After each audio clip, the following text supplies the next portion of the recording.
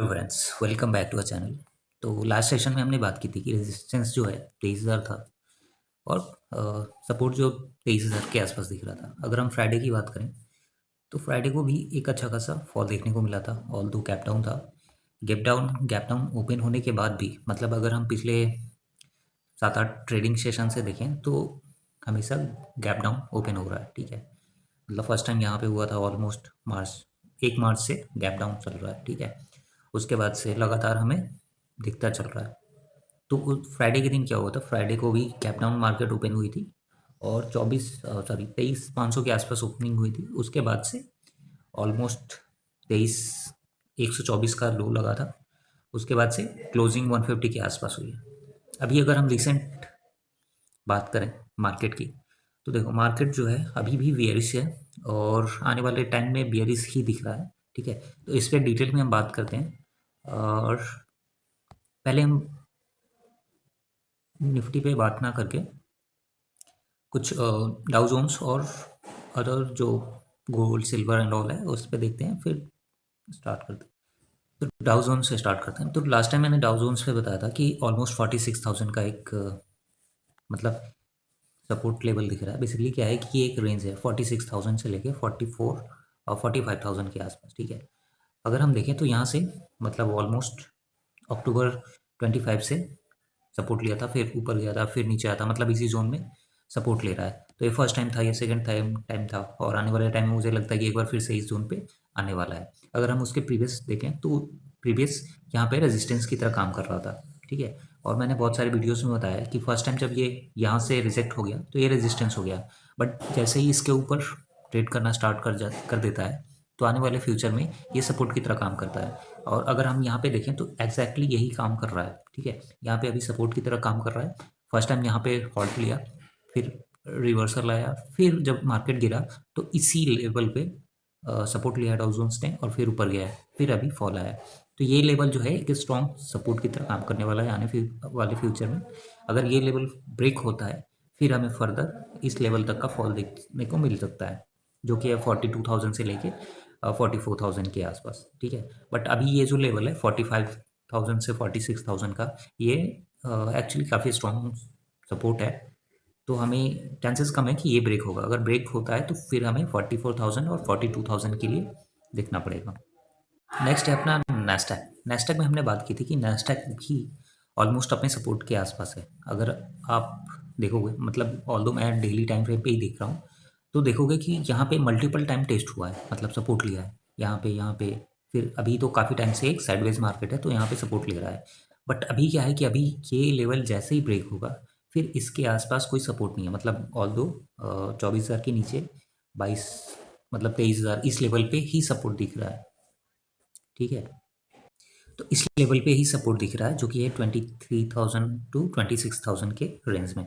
ठीक है, अगर ये लेवल ब्रेक होता है फिर हमें फर्दर फॉल देखने को मिलेगा। बट अभी के लिए मतलब आने वाले वीक के लिए या फिर मंथ का भी लेके चल सकते हैं, जिस तरीके से मार्केट मतलब स्पेशली नैस्डैक जैसे साइडवेज चल रहा है उस हिसाब से देखा जाए तो पॉसिबिलिटीज़ कम है कि मतलब इस महीने मतलब ऑल दो 13-14 सेशन बचे हुए हैं, 12-13, तो उसमें ये 23,200 का लेवल आया है। ठीक है, बट नो वन नोज़ कि मार्केट कैसे बिहेव करेगा। ठीक है, अगर कुछ भी न्यूज़ आता है, नेगेटिव न्यूज़, जैसे अभी जापान मतलब जो नॉर्थ कोरिया है उसने पहले मिसाइल्स वगैरह टेस्ट किए थे लॉन्ग रेंज के, उसके बाद से न्यूक्लियर भी टेस्ट किया है। ठीक है, उसके बाद से चाइना भी ताइवान की तरफ चढ़ाई कर रहा है, मतलब बहुत सारे जो शिप्स हैं वो उस तरफ मूव कर रहे हैं। तो एक बार मैं थोड़ा सा दिखाता हूँ एक से। तो अभी कुछ न्यूज़ की बात करते हैं कि अभी क्या चल रहा है वर्ल्ड वाइड जियो पॉलिटिक्स में, या फिर जो ईरान और इसराइल का जो वॉर था उसको लेके। तो डोनाल्ड ट्रंप का जो ट्वीट था कि मतलब यूएस का या फिर इसराइल का जो मेन मोटो है, एक तो पहले था कि उसका जो सुप्रीम लीडर था उसको हटाना, उसको हटा दिया इन्होंने। अभी क्या है कि अभी उसकी जो कोर स्ट्रेंथ है फाइनेंस की, इकोनॉमी की, उस पे ये टारगेट कर रहे हैं। तो अभी रिसेंटली क्या किया था इन्होंने कि खर्ग करके, तो बेसिकली क्या है कि खर्ग करके एक आइलैंड है ईरान से almost, if I am not wrong, 50-60 kilometre के मतलब आगे है थोड़ा सा, ठीक है। और तो यहाँ पे ये जो आइलैंड दिख रहा है, ये बेसिकली क्या है कि यहाँ से ऑयल को एक्सट्रैक्ट करके फिर पाइपिंग के थ्रू ईरान में जाता है। और 90% जो ऑयल है, मतलब ऑल्दो 90% ज़्यादा है आई गेस, मतलब मोस्टली जो ऑयल है वो यहीं से प्रोड्यूस होता है, एक्सट्रैक्ट होता है और फिर ऑल ओवर द वर्ल्ड जाता है, ठीक है। तो जो स्ट्रेट ऑफ हॉर्मोज है, वहाँ से जो ऑयल निकल के जाता है, ठीक है, उसका अगर देखें तो इतने सारे, मतलब परसेंटेज टर्म में बात करें तो ये टर्म है, ठीक है। मतलब पर डे 14.2 बैरल जाता है। और अभी ईरान का एक और स्टेटमेंट था कि जो जो भी कंट्री स्टेट ऑफ हॉर्मोज से तेल का कंटेनर या फिर जो भी कंटेनर है शिप लेके जाना चाहती है, लेके जाए, कोई इशू नहीं है। बट उसका जो पेमेंट होगा अब डॉलर में ना होके जो चाइना का युआन है, येन या येन, युआन है या येन है, मैं भूल रहा हूँ, तो उसमें अभी पेमेंट करना होगा उनको। तो बेसिकली बहुत टाइम पहले मैंने एक बुक पढ़ा था रे डेलियो का, तो चेंजिंग वर्ल्ड ऑर्डर करके बुक है, काफ़ी अच्छा है। तो उसमें बहुत क्लियरली डिफाइन करता है रे डेलियो कि मतलब हर कंट्री, जैसे डच एम्पायर था, किंग एम्पायर था या ब्रिटिश एम्पायर था, ठीक है, उसके पहले भी बहुत सारे एम्पायर थे, वो कैसे इवॉल्व हुए, पीक कब आया और कैसे डिक्लाइन हुआ। तो उसमें बहुत अच्छे से बताया कि मतलब जो यूएस का यूएस है, अभी क्या है कि अभी पीक पे था, अभी उसका आने वाले मतलब 50 साल 60 साल में या फिर आने वाले 100 साल में उसका डिक्लाइन स्टार्ट हो गया, ठीक है। और डी डॉलराइजेशन का एक टर्म यूज़ किया है उसने, तो वो हो रहा है। और अगर हम डॉलर की बात करें तो डॉलर काफ़ी वीक होते जा रहा है। पहले क्या था कि पहले डॉलर का डोमिनेंस था। और अगर आपने देखा हो तो ये एक चीज़ काफ़ी इंटरेस्टिंग है कि ईरान ने वहीं पे टारगेट किया है मिडिल ईस्ट कंट्रीज़ में, जहाँ पे ऑयल के मतलब टैंकर्स थे, ऑयल एक्सट्रैक्ट हो रहा था, ऑयल का मतलब एक स्टोरेज थी, वहीं पे किया है। क्योंकि उसको पता है कि अगर मैं इस चीज़ को मतलब अटैक करता हूँ, इसको मतलब बर्बाद कर देता हूँ, ऑयल के टैंकर को, ऑयल रिफाइनरीज़ को, तो इससे ना ही सऊदी को या फिर दुबई को या फिर ओमान, बहरीन, जितने भी हैं, इनको मतलब अटैक होगा, बट यूएस को भी अटैक होगा। क्योंकि इनके जितने भी गल्फ कंट्रीज़ हैं उनके साथ यूएस का एक ट्रीटी है कि तुम हमें ऑयल, जितने भी all over the world oil export होते हैं, सबका ट्रांजेक्शन डॉलर में होता है। और उसकी वजह से क्या करता है यूएसए कि उनको एक सिक्योरिटी प्रोवाइड कराता है। जितने भी गल्फ कंट्रीज़ के ये हैं, जो किंग हैं, उनकी फैमिलीज़ हैं या फिर कंट्री है, उन सब का मतलब सिक्योरिटी यूएसए करता है। आज से नहीं, बहुत टाइम पहले से, मतलब I guess if I am not wrong 70s और 80s के आसपास ये स्टार्ट हुआ था। उसके बाद से ये स्टार्ट हो गया था। तो ये एक चीज़ है, इस रीज़न से ईरान मिडिल ईस्ट कंट्रीज़ पे, जहाँ पे ऑयल रिफाइनरीज़ हैं, ऑयल के स्टॉक्स मतलब स्टोरेज हैं, वहाँ पे अटैक करा उसने। अभी कल क्या हुआ था कि कल ट्रम्प का ट्वीट आया था, ठीक है, मतलब कि जो स्ट्रेट ऑफ हॉर्मोज है वो ईरान अपने मन मर्जी से बंद नहीं कर सकता, ठीक है। और इसमें इसने जितनी भी यूरोपियन कंट्रीज़ है, चाइना, फ्रांस, मतलब सबको, साउथ कोरिया, ये वो दिस दैट, सबको हाईलाइट किया है कि मतलब आप भी इस में इन्वॉल्व करो और ये सेफ और फ्री होना चाहिए, ठीक है। मतलब ऐसे करके ट्वीट था इसका। तो ये काफ़ी इंटरेस्टिंग है कि मतलब डेली जो कंजम्पशन है ऑयल का वो कितना ज़्यादा है। सबसे ज़्यादा यूएस में 19.12 मिलियन बैरल के हिसाब से, ठीक है। और ये पर डे का है। चाइना में, चाइना सेकंड नंबर पे आता है, क्योंकि यूएस, अगर हम मतलब कंजम्पशन की बात करें तो यूएस पहले नंबर पे है, बट पॉपुलेशन की बात करें तो चाइना नंबर 1 पे है। बट चाइना में जो ऑयल कंजम्पशन है वो लीस्ट है compare to USA. But India की हम बात करें तो इंडिया में जो ऑयल कंजम्पशन है वो 5.62 है। इसके पीछे जो सबसे मेन रीज़न है वो है कि हम बहुत ही गरीब हैं, टू बी ऑनेस्ट। हमारे पास मतलब अगर 100 फैमिलीज़ हैं तो 100 फैमिलीज़ में मतलब मुझे लगता है कि 8 से 10 लोगों के पास व्हीकल है, मतलब फोर व्हीलर की मैं बात कर रहा हूँ।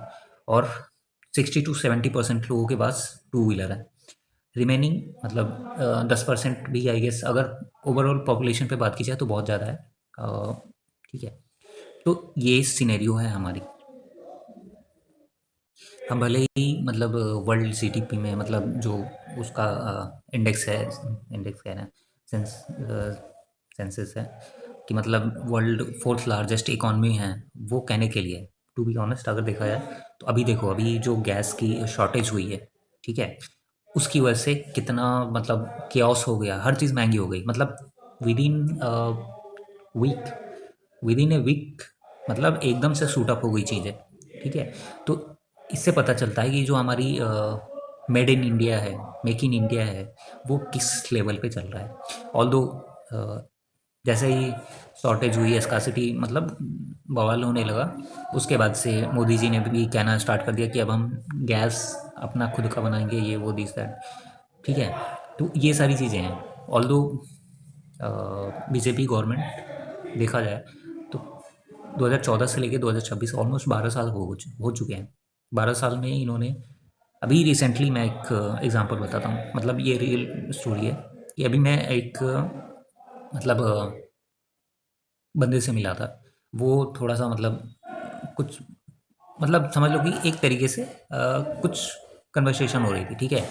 तो उसने ऐसे ही पूछा कि आप बताओ 14 साल में क्या काम हुआ है? अब वो मतलब उसकी जो पोजीशन थी, काफ़ी अच्छी थी। मतलब वो क्या कहते हैं इसको, सेक्रेटेरिएट में है, ठीक है? तो उस बंदे ने मतलब ऐसे ही बात होने लगी मेरी, तो उस बंदे ने मतलब पूछा कि आप बताओ ये क्या हो रहा है? इसके पहले बात हो रही थी कि मतलब मार्केट क्यों गिरा है, ये वो दिस दैट, तो वो सारी चीज़ें मैंने एक्सप्लेन की। उसके बाद से उसने पूछा कि मतलब आप बताओ कि मोदी गवर्नमेंट या फिर बीजेपी कैसे कर रही है, मतलब अच्छा कर रही है? मैंने कहा कि हाँ, इंफ्रास्ट्रक्चर वगैरह पे तो काम हुआ है। फिर मैंने उसको मतलब सार्कास्टिक वे में बोला और हँसने लगा। मैं हँसने लगा क्योंकि मुझे भी पता है, आपको भी पता है कि कुछ काम नहीं हुआ है, टू बी ऑनेस्ट। अगर काम हुआ होता तो दिख जाता, ठीक है? काम हुआ है बट उतना नहीं हुआ है। और ये जो जीडीपी का मतलब हम बखान कर रहे हैं कि हमारी ग्रोथ हो रही है, अब ग्रोथ अगर देखा जाए रियल टर्म में तो पता नहीं कहाँ पे हो रही है, कैसे हो रही है, बट ग्रोथ है, ठीक है।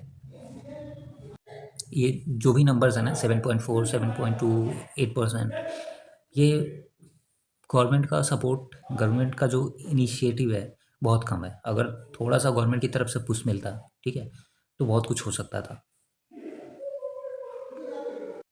तो हमारी जो जीडीपी की ग्रोथ जर्नी है, वो अगर 60s से देखें तो मतलब 1 ट्रिलियन हमें पहुंचने में 2010 में हम पहुंचे, और चाइना बहुत पहले पहुंच गया था, ठीक है।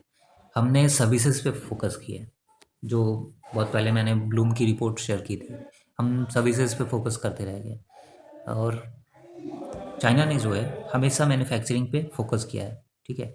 यही रीज़न है कि चाइना हमसे इतना आगे है, और चाइना का जो कंपटीशन है वो कोई नहीं कर सकता, मतलब यूएस भी नहीं कर सकता इस लेवल पे। और आने वाले मतलब वैसे तो आईएमएफ वगैरह ने बहुत पहले का टाइम बता रखा है कि मतलब 2045 तक, बट मुझे लगता है कि उससे पहले ही वो चाइन यूएस को बीट कर देगा, क्योंकि सबसे बड़ी जो एडवांटेज है उसके पास, वो ये है कि उसके पास पॉपुलेशन है, यंग पॉपुलेशन है, जो काम करने वाले हैं, ठीक है। उसके अलावा उसके पास हर चीज़ है। इवन मैं एक ट्वीट देख रहा था किसी की, तो उसमें उसने बताया कि मतलब पहले जो 60s 70s तक चाइनीज़ थे, उनकी हाइट बहुत कम होती थी, ठीक है।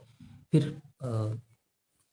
80s 90s आते आते, जैसे मतलब 90s आते आते उन्होंने क्या किया कि अपने जो उनके गवर्नमेंट स्कूल हैं, उसमें उन्होंने विटामिन्स, मिनरल्स, कैल्शियम किस में है, ठीक है, उसका मतलब एक पूरे तरीके से शीट बना दी कि इस खाने में मतलब ये खाना, ऐसे खाना, मतलब न्यूट्रिशन पे काम कर रहा है, और उसके बाद से उनकी हाइट भी इम्प्रूव हुई। तो मतलब अगर कोई कंट्री इस लेवल पे जाके काम करती है तो उसका इम्पैक्ट, उसका इफ़ेक्ट दिखता है, और लॉन्ग टर्म में दिखता है। यही रीज़न है कि चाइना आज नंबर मतलब ऑल्दो नंबर 2 पे है, बट आने वाले टाइम में 10 साल, 15 साल, 20 साल, मतलब ऑल्दो 20-22 साल में वो नंबर 1 हो जाएगा, ठीक है। तो ये रीज़न है। हमारे यहाँ ऐसा कुछ नहीं है। हमारे यहाँ क्या है कि मतलब वही गवर्नमेंट स्कूल तो बहुत ही वाहियात है।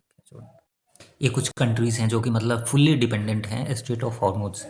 मतलब बेसिकली कहा जाए तो वही एक मेन रास्ता है, बट सबसे ज़्यादा जो डिपेंडेंसी है वो जापान की है, साउथ कोरिया की है, पाकिस्तान की है, ताइवान की है। उसके बाद से सेकंड नंबर हमारा मतलब इंडिया और चाइना का आता है। उसके बाद से जो अदर कंट्रीज़ हैं जैसे थाईलैंड, सिंगापुर, मलेशिया, फिलीपींस, इनका है। सबसे जो लीस्ट है वो है यूएसए, 2 पॉइंट मतलब 2 से 5% के आसपास। अभी गोल्ड की बात करें तो गोल्ड भी ऑलमोस्ट 5000 आ चुका है, और ये बहुत ही बेकार है। मतलब बेकार इसलिए है क्योंकि स्टॉक भी गिर रहे हैं। मतलब first time in the history ऐसा हो रहा है। ऑल्दो 70s या 80s में ऐसा एक बार हुआ है, ठीक है, और ये सेकेंड टाइम हो रहा है कि मतलब silver, gold, stocks, commodity, crude oil, हर चीज़ गिर रहा है। क्रूड ऑयल तो मतलब बढ़ा था, बट अभी देखें तो सब गिर रहे हैं। ये 5000 के आसपास फिर से आ गया है, 5200 गया था, फिर वहाँ से नीचे आ गया है। अभी अगर हम एक पैटर्न फाइंड आउट करें तो यहाँ पे लोअर लो फॉर्म होना स्टार्ट हो चुका है, ठीक है। तो अगर ये लेवल जो है मतलब 5200 का अगर आने वाले फ्यूचर में ये ब्रेक नहीं होता है, ठीक है, तो फिर बहुत ही बेकार सिचुएशन बनेगा गोल्ड में। और ये एक बार फिर से जो 4800 है, 4600 से 4800 पे आ जाएगा, जो कि इसका मतलब एक सपोर्ट कह सकते हैं। और अगर 4800 या मतलब 4600, 4400 तक आता है, तब हमें फिर से एक मतलब जो एक रेंज है वो देखने को मिलेगा। वो रहेगा 4200 से लेकर 4600 के आसपास। मतलब बेसिकली ये जो जोन है, ठीक है, क्योंकि इस जोन में देखें तो यहाँ पे एक बार फर्स्ट टाइम हिट किया था 400 के आसपास, फिर यहाँ से टाइम स्पेंड किया है, ठीक है, सेकेंड टाइम, और थर्ड टाइम यहाँ से लो गया था, ठीक है। तो आने वाले टाइम में ये जो रेंज है ना 4400 से 4600, ये काफ़ी क्रूशल रहने वाला है।